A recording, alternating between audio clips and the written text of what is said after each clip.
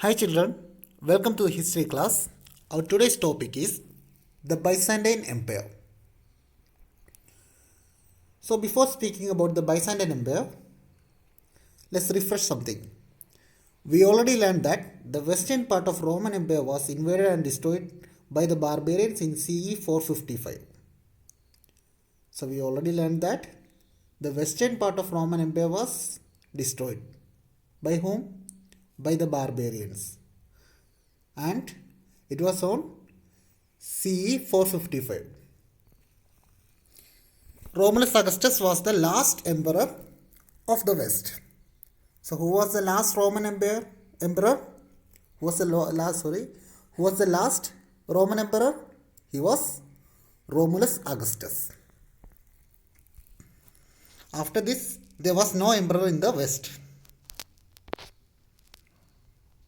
So coming back to the Byzantine Empire, the Eastern Roman Empire, which survived, the Western Empire was destroyed by the barbarians, but this Eastern Roman Empire, it survived under its capital, under its new capital, Constantinople.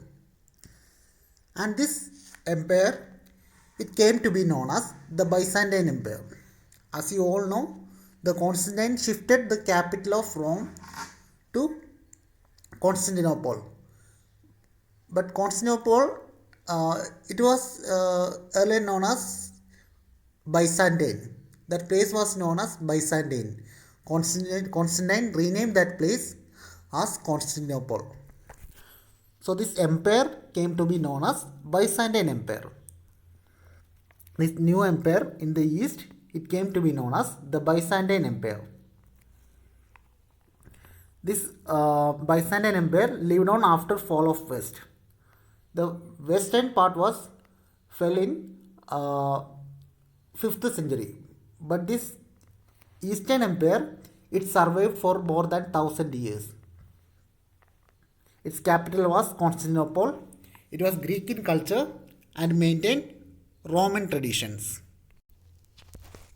This empire was politically and economically very stable. The Byzantine Empire inherited and preserved some of the attainments of the Roman civilization. This empire thrived due to trade with Eastern countries. They had these trade relations with Eastern countries that made them economically and politically very stable. They also copied the traditions and culture from the Roman culture or from the Western Empire. The Byzantine emperors took the lead in systemizing and codifying the Roman law. So some of the emperors, they tried to codify the Western Roman law and they made some simple changes, but they codified these laws.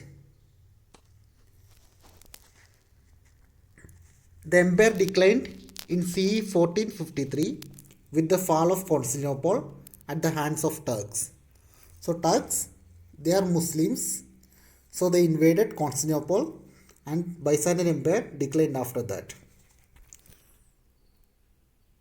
The Constantinople in 1453 led to the emergence of a new empire. It is the Empire of Ottomans or Turks. These Turks were also known as Ottomans. The fall of Constantinople and the capture of the capital of the Byzantine Empire by an invading army of the Ottoman Turks in as 1453 sent a shock wave in Europe.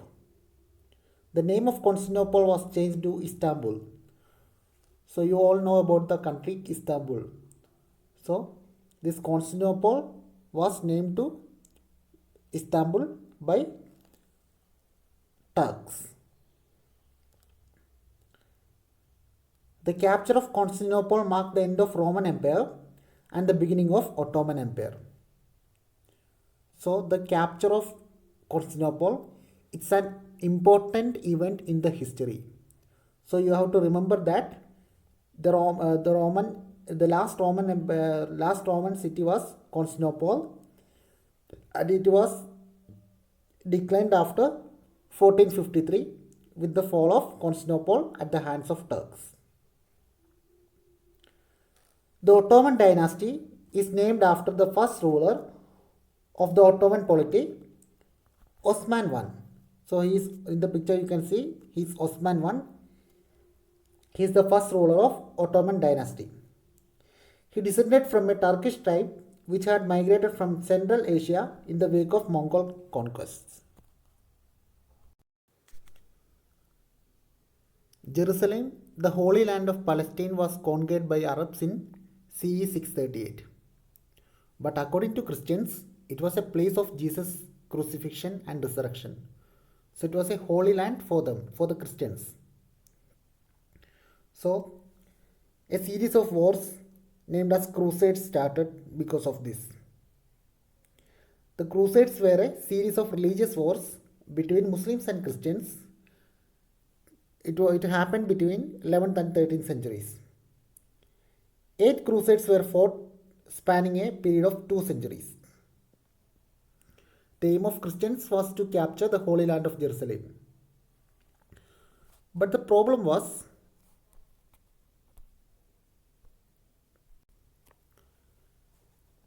three major religious groups all claimed Jerusalem in the land of Palestine as their holy city: Christians, Muslims, and the Jews.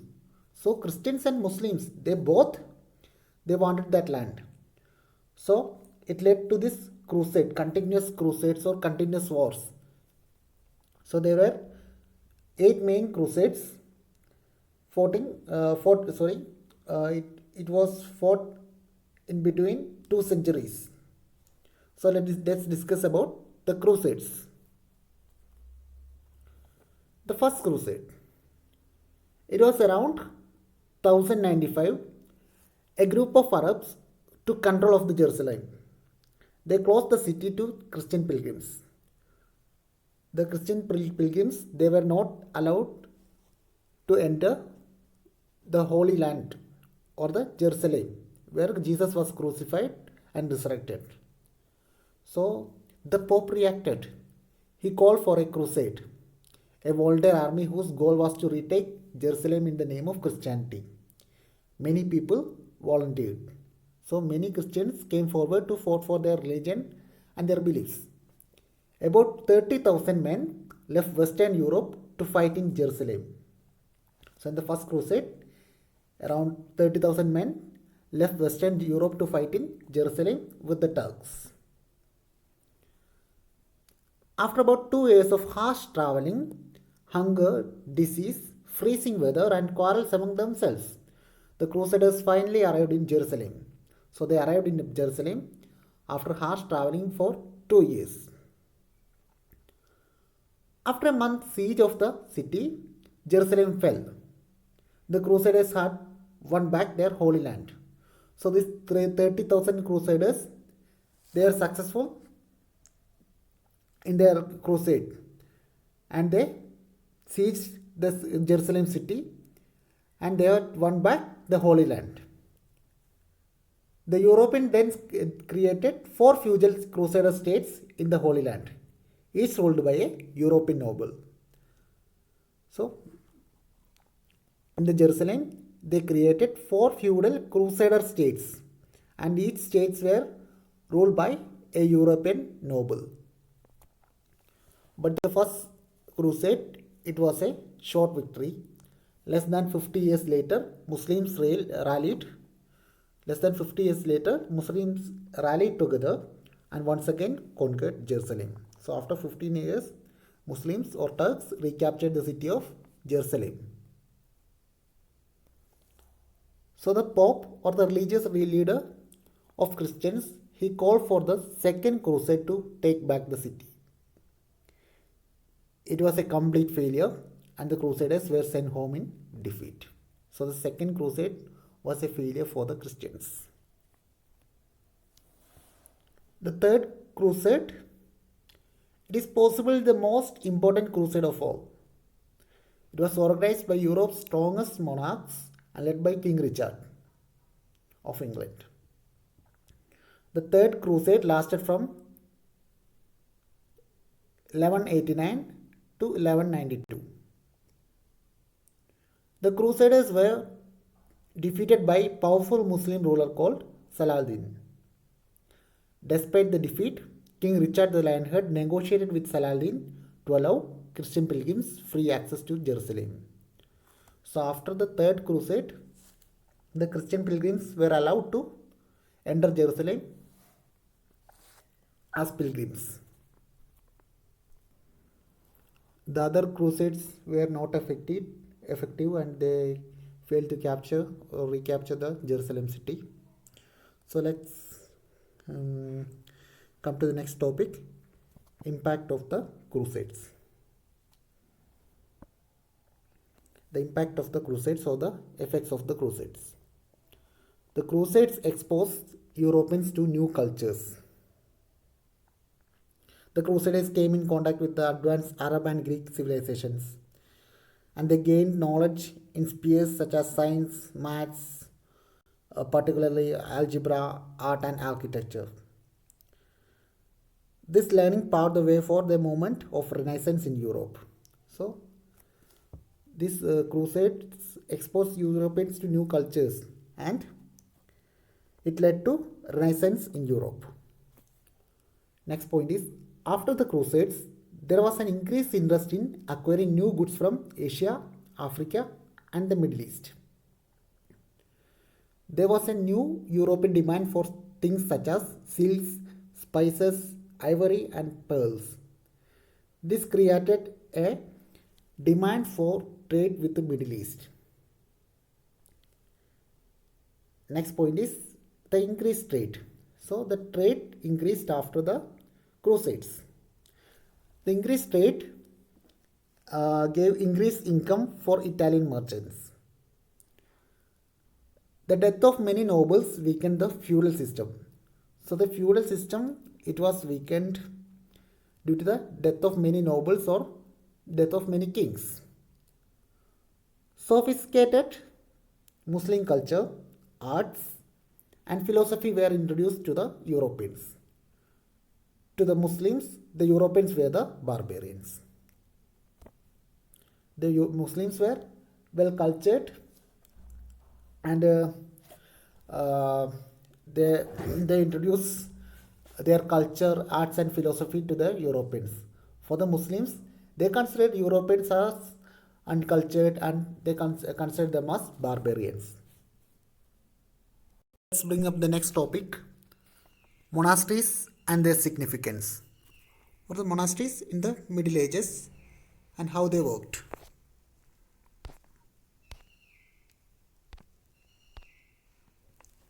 What was a monastery? A monastery was a building or buildings where people lived and worshipped, devoting their time and life to God. The people who lived in the monastery were called monks. So once again, a monastery was a building or buildings where people lived and worshipped, devoting their time and life to God. The people who lived in the monastery were called monks.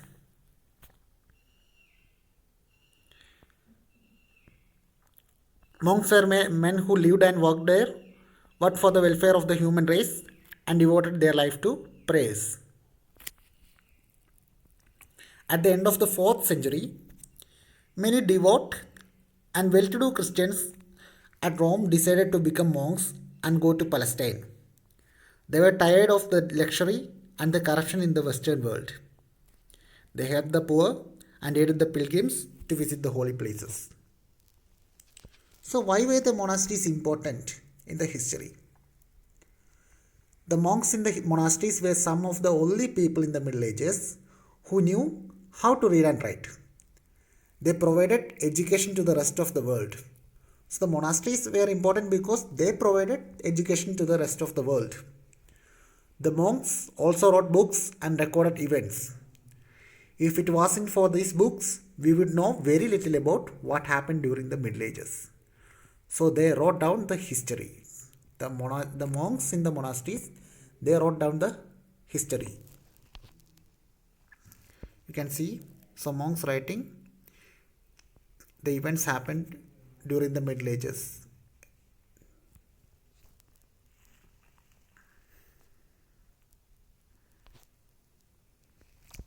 Next point is monks help people. They help people to get out of the disorder left in the Europe after the fall of Roman Empire.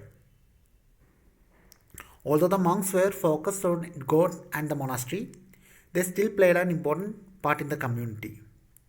Monasteries were a place where travelers could stay during the Middle Ages, as there were very few inns during that time. Inns means lodges or hotels.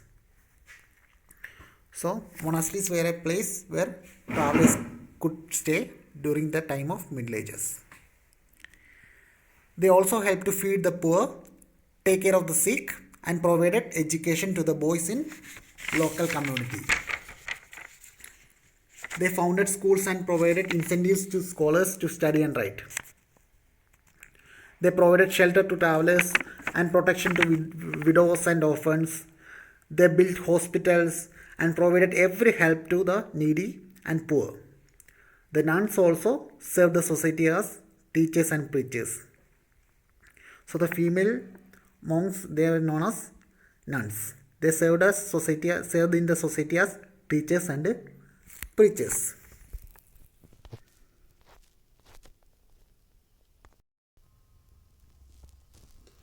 Saint Bernard of Clairvaux.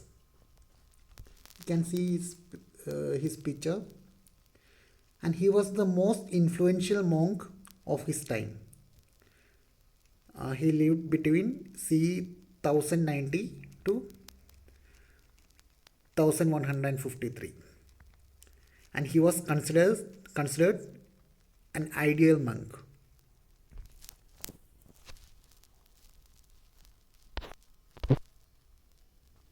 By the 16th century, the Christian church had many divisions. The two most important divisions were the Catholic Church and the Protestant Church. So Christianity was divided into two. It is Catholicism and Protestantism. And also, the success of monasteries, their wealth and power ultimately led to their downfall. With the beginning of Renaissance in about c. 1400, there was a decline, and Reformation brought to an end to monastic life in Protestant countries. So Protestants, they were against these monasteries. In Protestant countries, these monasteries were destroyed.